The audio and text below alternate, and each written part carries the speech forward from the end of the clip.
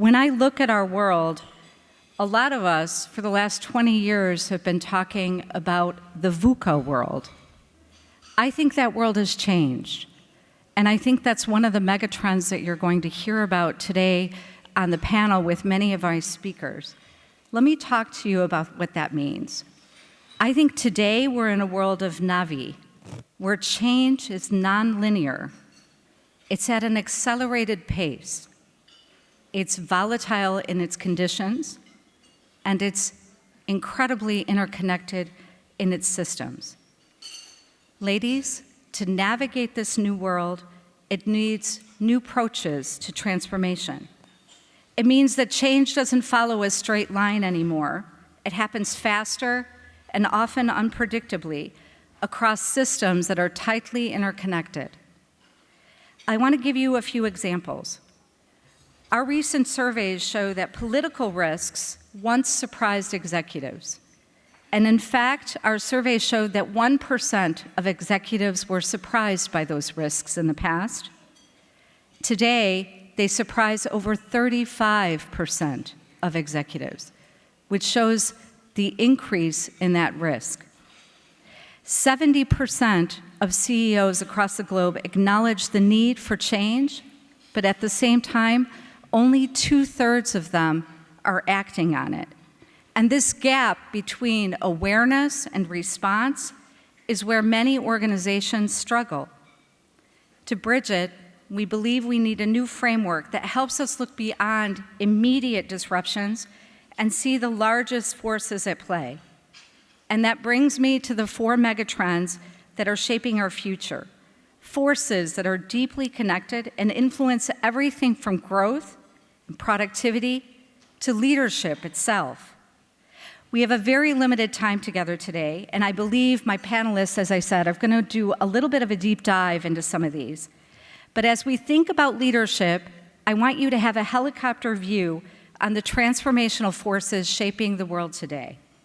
These 4 megatrends, demographics, technology, climate and sustainability, and geopolitics, each one does not exist in isolation. They overlap, interconnect, and amplify. And understanding these is obviously key to understanding both opportunity and how you manage risk. If I look at demographics, according to our studies, today's workforce is truly unique, and many of you in this room represent elements of it.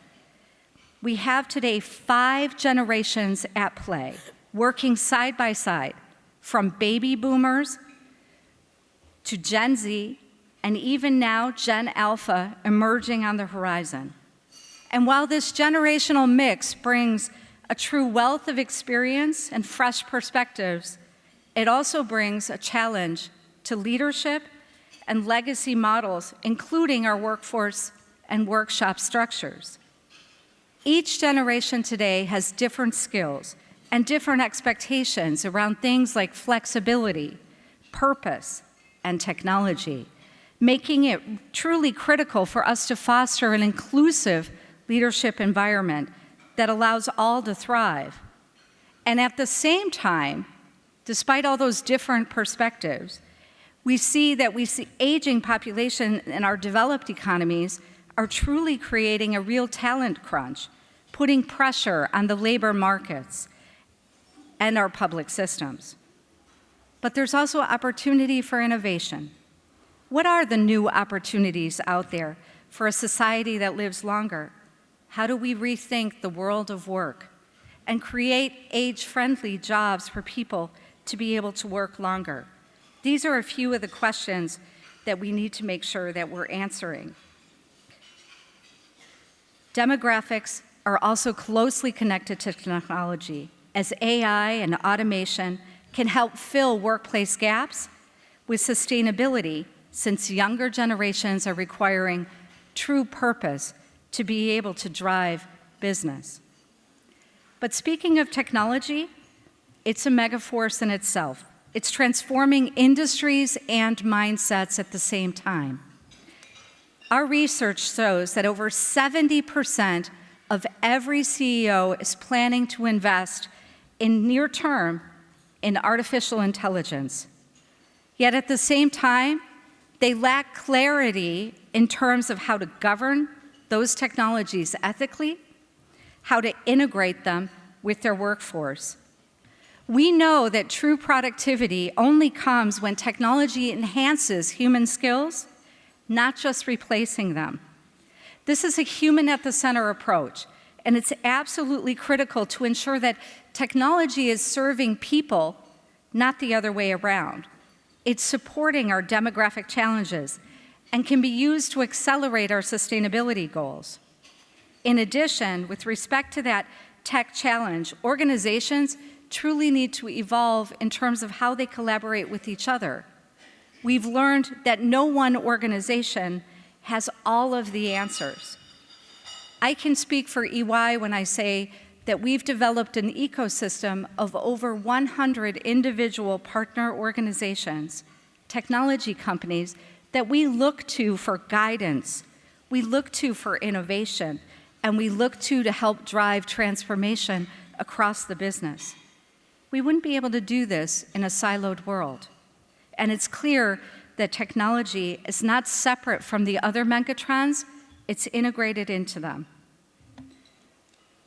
Climate and sustainability. Today, we're no longer debating if climate change is real or if it matters. We're seeing the effects now.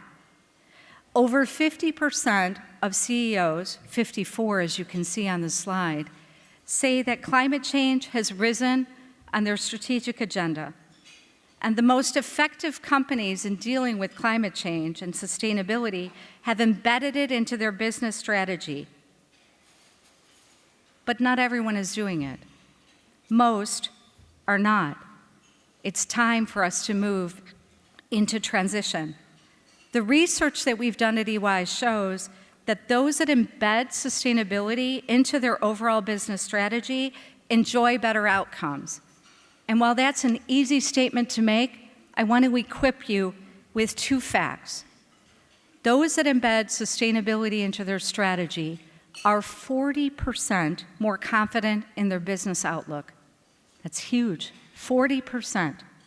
Secondly, they're 1.5 times more effective in achieving their goals. 1.5 times by just embedding sustainability as a perspective in their business strategy. But we all know that ambition alone is not enough. Long-term success requires measurable action, not just promises. EY's framework challenges leaders to embed purpose into performance, connecting sustainability to strategy and to growth. The broader business and political environment is forcing CEOs and boards to decide on where they stand on sustainability. And time again, the long-term business case has been proven. Challenges are going to exist in the short term, that's clear. And trade-offs are going to have to be made, but boards and business leaders must take this opportunity to truly realign their strategy and their thinking, and they need to do so as one cohesive body. An integrated strategy is going to fall apart unless it's baked in to the organization.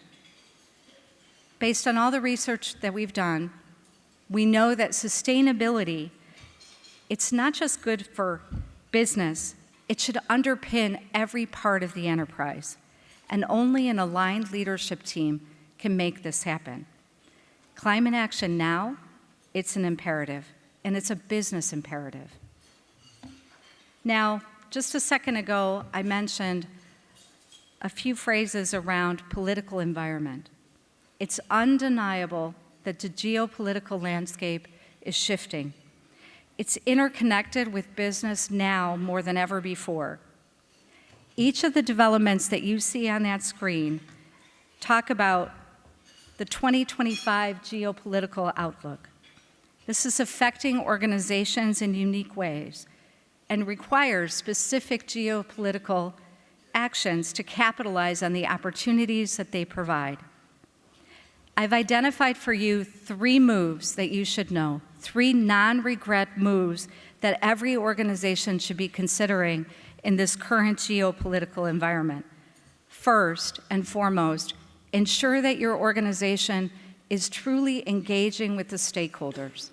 No matter what political environment you're in, if you are not engaging at a local and national level, you are not part of the game. Number 2, please make sure that both your organization at a management and at a board level is actually using strategic foresight and simulating what could happen if and when, ensuring that that is discussed at the board and the management level, whether that relates to tariffs or regulation changes. Make sure that you understand the future implications.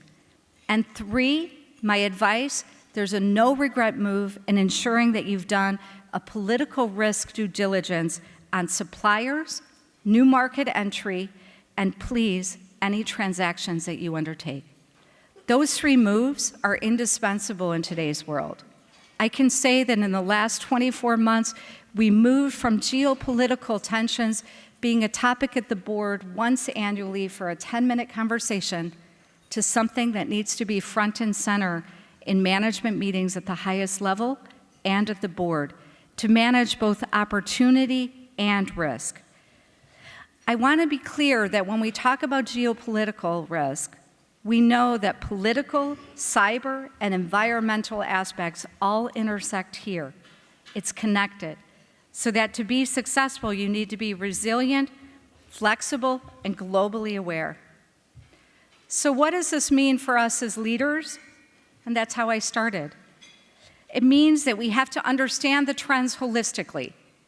We need to define and manage the risk dynamically. We need to align people, purpose, and technology. And my most important, we need to focus on trust as the currency for the new leadership. Institutional trust is eroding around us, and leaders must now earn trust and re-earn stakeholder trust each and every day through actions, not just messages. Our guidance is clear. This currency must be actively managed, especially in areas like ESG transparency, responsible AI, data, and ethics. And this, ladies and gentlemen, reflects that purpose-driven strategy, a way to succeed in a Navi world where trust is a strategic asset, not a communication afterthought. I want to end where I began, and that was on generations shaping our future. That video that I showed you, it showed that young people, they're not just adapting to change, they're leading it. Their values and their expectations are reshaping how we lead, how organizations operate, and how we grow. Our job as leaders, through all of these megatrends, is to truly reshape how we lead. It's to empower these generations with clarity, with purpose, and with trust. Together, this is how we build a future that's worth leading. Thank you very much for having me, and I look forward to speaking with you.